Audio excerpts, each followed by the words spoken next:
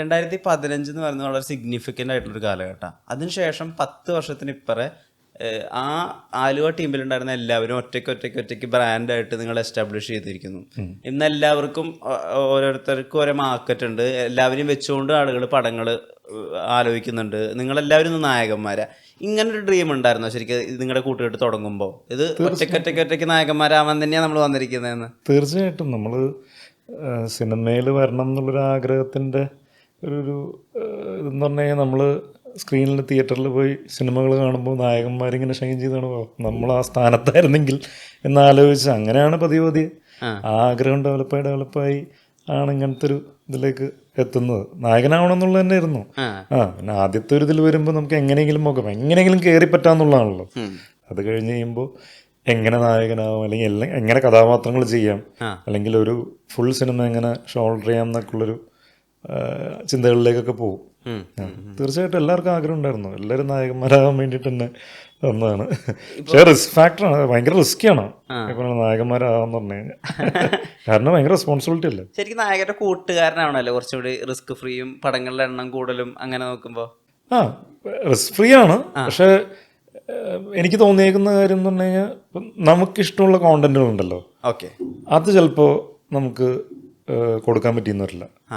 അങ്ങനത്തെ ഒരു കാര്യമുണ്ട്. ഇപ്പം നമ്മൾ നായകന്മാരായി കഴിഞ്ഞ് അല്ലെങ്കിൽ ഒരു അക്സെപ്റ്റൻസ് കിട്ടിക്കഴിഞ്ഞ് കഴിയുമ്പോൾ നമുക്കുള്ളൊരു പ്രിവിലേജ് എന്ന് പറഞ്ഞു കഴിഞ്ഞാൽ നമുക്ക് ഇഷ്ടപ്പെടുന്ന സബ്ജക്റ്റുകളും നമുക്ക് ഇഷ്ടപ്പെടുന്ന കോണ്ടന്റുകളൊക്കെ നമുക്ക് പ്രസൻറ്റ് ചെയ്യാൻ പറ്റും.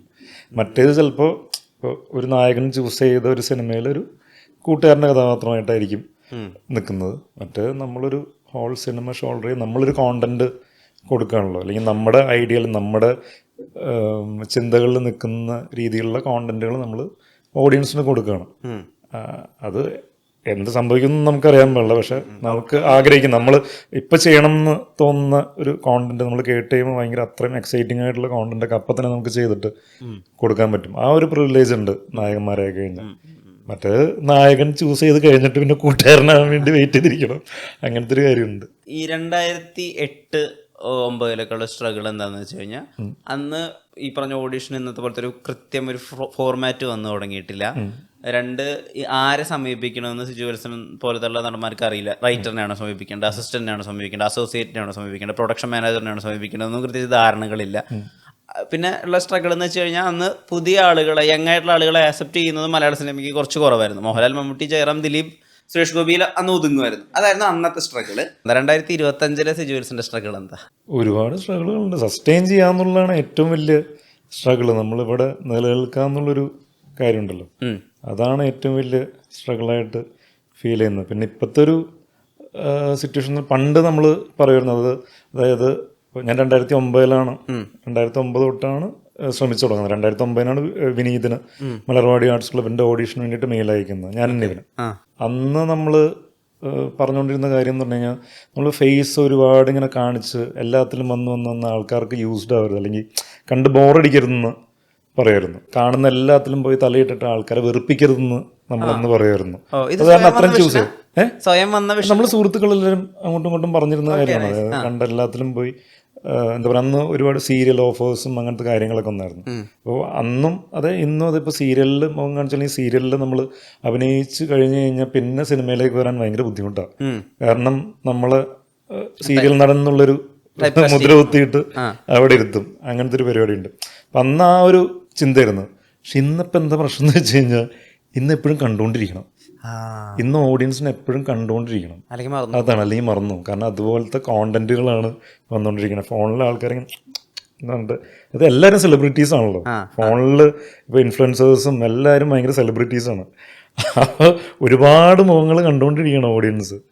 അതായത് പാൻ വേൾഡ് കണ്ടുകൊണ്ടിരിക്കുകയാണ്. അപ്പോൾ എല്ലാവരും ഫോണിലാണ് ഇപ്പോൾ സിനിമ, കൈകളിലാണ് സിനിമയും അല്ലെങ്കിൽ കോണ്ടന്റുകൾ കണ്ടുകൊണ്ടിരിക്കുന്നത്. അപ്പോൾ എപ്പോഴും കണ്ടുകൊണ്ടിരിക്കണം എന്നുള്ളതാണ്, അല്ലെങ്കിൽ മറന്നു. അതാണ് ഏറ്റവും വലിയ സ്ട്രഗിളായിട്ട് ഇപ്പോൾ ഫീൽ ചെയ്യുന്നത്. അപ്പം അതുകൊണ്ട് അധികം ചൂസ് ചെയ്യാനും പറ്റില്ല. ഞാനാണെങ്കിൽ ഭയങ്കര ചൂസ് ചെയ്തിട്ടാണ് സിനിമകൾ ചെയ്യുന്നത്. അപ്പോൾ എന്ത് സംഭവിക്കുന്നത് വെച്ച് കഴിഞ്ഞാൽ വർഷത്തിൽ 1 പടം, വർഷത്തിൽ 2 പടം ഇങ്ങനെയൊക്കെ ഇറങ്ങുന്നുള്ളൂ. അങ്ങനെ വരുമ്പോൾ സൂപ്പർസ്റ്റാറിനെയൊക്കെ പോലെ. അതെ, അത് സൂപ്പർ സ്റ്റാർ ആയി കഴിഞ്ഞിട്ടാണ് അങ്ങനെ ചെയ്തത്. എനിക്ക് തോന്നുന്നു സിനിമ തുടങ്ങിയ ടൈം തൊട്ട് തന്നെ ഞാൻ അങ്ങനെ തന്നെ ചെയ്തുകൊണ്ടിരിക്കുന്നത്. ഞാൻ സിനിമയിൽ വന്ന സമയം തൊട്ട് തന്നെ ഞാൻ ചൂസ് ചെയ്താണ് ചെയ്തുകൊണ്ടിരിക്കുന്നത്. കാരണം 2010 മലർവാടി ആർട്സ് ക്ലബ്ബ് ചെയ്തതിന് ശേഷം 2013 നേരെ ഇറങ്ങുന്നത്. അത് കഴിഞ്ഞ് നേരെ ഇറങ്ങിക്കഴിഞ്ഞപ്പോഴാണ് ഒന്ന് ആൾക്കാരെല്ലാവരും അല്ലെങ്കിൽ ഇങ്ങനെ ഒരു ആക്ടർ ഉണ്ടെന്നും അല്ലെങ്കിൽ ഒന്ന് റെക്കഗ്നൈസ് ചെയ്യുന്നത്, ഒരു ക്യാരക്ടർ ആർട്ടിസ്റ്റ് എന്നുള്ള രീതിയിൽ. അത് കഴിഞ്ഞ് പിന്നെ ഞാൻ ചെയ്യുന്നത് ബിവെയർ ഓഫ് ഡോഗ്സ് ആണ്. 2014 ഇറങ്ങുന്നത്. അത് 2015 പ്രേമം. അങ്ങനെ കുറച്ച് പരിപാടികളാണ്. ഓരോ വർഷം ഓരോ സിനിമ എന്നുള്ള രീതിയിലേക്കാണ് ഇറങ്ങിയേക്കുന്നത്. അത്രയും ചൂസ് ചെയ്തിട്ടായിരുന്നു ഞാൻ അന്നും പോയിക്കൊണ്ടിരുന്നത്. അത് ഇപ്പോഴും അങ്ങനെയാണ്. എനിക്ക് വളരെ കുറച്ച് സിനിമ ചെയ്തുള്ളൂ. ഞാനിപ്പോൾ 15 വർഷമാണ്. ഈ ജൂലൈ 16 15 വർഷവും സിനിമയിൽ. വളരെ കുറച്ച് സിനിമകൾ ചെയ്തിട്ടുള്ളൂ. എല്ലാം കയറി ചെയ്തിട്ടില്ല. വന്നെല്ലാം തന്നെ ഞാൻ ചെയ്തിട്ടില്ല. എനിക്ക് ഹാപ്പി വെഡ്ഡിങ് കഴിഞ്ഞതിന് ശേഷം ഒരുപാട് നായകൻ ഓഫേഴ്സ് വന്നിട്ടുണ്ടായിരുന്നു. പക്ഷെ അത് എന്നെ എക്സൈറ്റിംഗ് ആക്കിയിട്ടുള്ള ഒരു കഥാപാത്രമോ അല്ലെങ്കിൽ ഒരു കഥയോ കാര്യങ്ങളൊന്നും വന്നിട്ടുണ്ടായിരുന്നില്ല. അപ്പം അങ്ങനെ ചെയ്തില്ല. പക്ഷേ ഇപ്പം എനിക്ക് തോന്നുന്നു, ഇപ്പം എൻ്റെ ചിന്ത എന്ന് പറഞ്ഞു കഴിഞ്ഞാൽ അങ്ങനെ ചെയ്തിട്ട് കാര്യമില്ല. കാരണം ഒരു ബ്രേക്ക് വന്നു കഴിഞ്ഞിട്ട് പിന്നെ കുറച്ച് നാൾ കഴിഞ്ഞിട്ടാണ് ഞാൻ അഭിനയിക്കുന്നത്.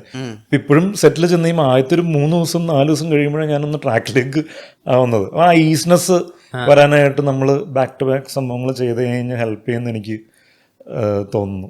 അല്ല, പക്ഷെ അപ്പുറത്ത് വേറൊരു തിയറിയും കൂടി ഇല്ലേ, വരുന്നതെല്ലാം ചെയ്യണം തുടക്കത്തിൽ. എന്താ നമുക്ക് വർക്ക് ആവാന്ന് അറിയില്ല. ഈ എപ്പോഴും കണ്ടിട്ടില്ലെങ്കിൽ ആളുകൾ നമ്മളെ മറന്നും പോവും എന്നുള്ള ഒരു കാര്യം. ഇത് എല്ലാ പുതുമുഖ നായകന്മാർക്കും എവിടെ നിന്നൊക്കെയോ ബൈ ഡിഫോൾട്ട് കിട്ടുന്ന ഒരു ഉപദേശം. അത് സ്വീകരിക്കാതിരിക്കുന്നതിലും ഒരു റിസ്ക് ഇല്ലേ? റിസ്ക് അല്ല, അന്നത്തെ കാലത്ത് എനിക്ക് അങ്ങനത്തെ ഒരു റിസ്ക് തോന്നിയിട്ടില്ല. കാര്യം നമ്മൾ ഇപ്പോൾ ഒരു കഥാപാത്രം ചൂസ് ചെയ്ത് വൃത്തിയായിട്ട് ചെയ്ത് എത്തിച്ചു കഴിഞ്ഞാൽ ഓഡിയൻസ് അക്സെപ്റ്റ് ചെയ്യുന്നുള്ളൊരു ഒരു കോൺഫിഡൻസ് ഉണ്ടായിരുന്നു. കാരണം ഞാൻ ആ ചെയ്ത എല്ലാ സിനിമകളിലെയും കഥാപാത്രങ്ങൾ ഇപ്പോഴും ആൾക്കാർ ഓർത്തിരിക്കുന്ന കഥാപാത്രങ്ങളാണ്. ഞാൻ വളരെ കുറച്ച് കഥാപാത്രങ്ങൾ ചെയ്തിട്ടുണ്ടെങ്കിലും എല്ലാം ആൾക്കാർക്ക് ഓർത്തിരിക്കുന്ന അല്ലെങ്കിൽ ആൾക്കാർക്ക് മനസ്സിലൊരു എന്താ പറയുക, ഒരു എഫക്റ്റീവായിട്ടുള്ള ക്യാരക്ടേഴ്സാണ് ഞാൻ ചെയ്തേക്കുന്നത്. അപ്പം അന്നത് തോന്നിയിട്ടില്ല. പക്ഷെ ഇന്നിപ്പോൾ എനിക്ക് തോന്നുന്നുണ്ട്. കാരണം ആൾക്കാർ മറന്നു പോയിക്കൊണ്ടിരിക്കുന്നു. ആൾക്കാരങ്ങനെ മറന്നു പോകുന്നുണ്ടെന്ന് എനിക്ക് തോന്നുന്നു. പക്ഷേ ഇപ്പം നമ്മൾ റീസെൻ്റ്ലി ഇപ്പോൾ ഡിറ്റക്റ്റീവ് വിജിലൻസ് ചെയ്ത് കഴിഞ്ഞപ്പോഴാണെങ്കിലും നല്ല അപ്രീസിയേഷനാണ് കിട്ടിക്കൊണ്ടിരിക്കുന്നത്. അപ്പോഴും ഈ പറയുന്ന മനസ്സിലിങ്ങനെ ഒരു കോൺഫ്ലിക്റ്റ് ഇങ്ങനെ നടന്നുകൊണ്ടിരിക്കണം. അതായത് കണ്ടിന്യൂസ്ലി പടം ചെയ്യണോ അല്ലെങ്കിൽ ചൂസ് ചെയ്തിട്ട് അത്രയും ചെയ്തിട്ട് ചെയ്താൽ മതിയോ എന്നുള്ളത്. പക്ഷെ ഞാനിപ്പോൾ ഒരു സ്റ്റാൻഡ് എടുത്തേക്കുന്നത് ഒരു മിനിമം ആവറേജ് ഇതുള്ള സംഭവം നോക്കിയിട്ട് ചെയ്യാമെന്നുള്ളൊരു രീതിയിലാണ് ഞാനിപ്പോൾ തീരുമാനം എടുത്തതാണ്. കാരണം എന്താണെന്ന് വെച്ച് കഴിഞ്ഞാൽ നമുക്കറിയില്ല ഇത് പുറത്തേക്ക് ഇറങ്ങിയിട്ട് ഈ സിനിമ വർക്കാവില്ലെന്നും ഒന്നും നമുക്ക് പറയാൻ പറ്റില്ല. കാരണം ഇതൊരു കളക്റ്റീവായിട്ടുള്ളൊരു എഫേർട്ടാണല്ലോ. അപ്പോൾ അതുകൊണ്ട് നമുക്ക് അല്ലെങ്കിൽ എനിക്ക് ഇതിൽ ചെയ്യാൻ പറ്റുകയെന്ന് പറഞ്ഞു കഴിഞ്ഞാൽ എൻ്റെ അഭിനയം നന്നാക്കുക എന്നുള്ളത് മാത്രമേ അതിനകത്ത് ചെയ്യാൻ പറ്റുള്ളൂ. വെറുതെ ഇരുന്നിട്ട് അഭിനയം പഠിക്കാൻ പറ്റില്ല. നമ്മൾ പ്രാക്ടീസ് ചെയ്താലേ നമുക്കത് പഠിക്കാൻ പറ്റുള്ളൂ. അത് ഞാൻ പതിയെ മനസ്സിലായിക്കൊണ്ടിരിക്കുകയാണ്. അപ്പം അതുകൊണ്ട് ഞാൻ പതിയെ പ്രാക്ടീസ് ചെയ്യാന്നുള്ളൊരു തീരുമാനത്തിലെടുത്ത് എത്തിയേക്കണം. അപ്പോൾ കഥയും കഥാപാത്രങ്ങളൊക്കെ വരുന്നുണ്ട്. അതിൽ നിന്ന് ഭീകര ചൂസി അല്ലാതെ അത്യാവശ്യം ചെയ്യാൻ പറ്റുന്ന പെർഫോം ചെയ്യാനുള്ള സ്പേസുള്ള കഥാപാത്രങ്ങൾ ചെയ്യാമെന്നുള്ളതാണ് ഞാനും വിചാരിച്ചേക്കുന്നത്.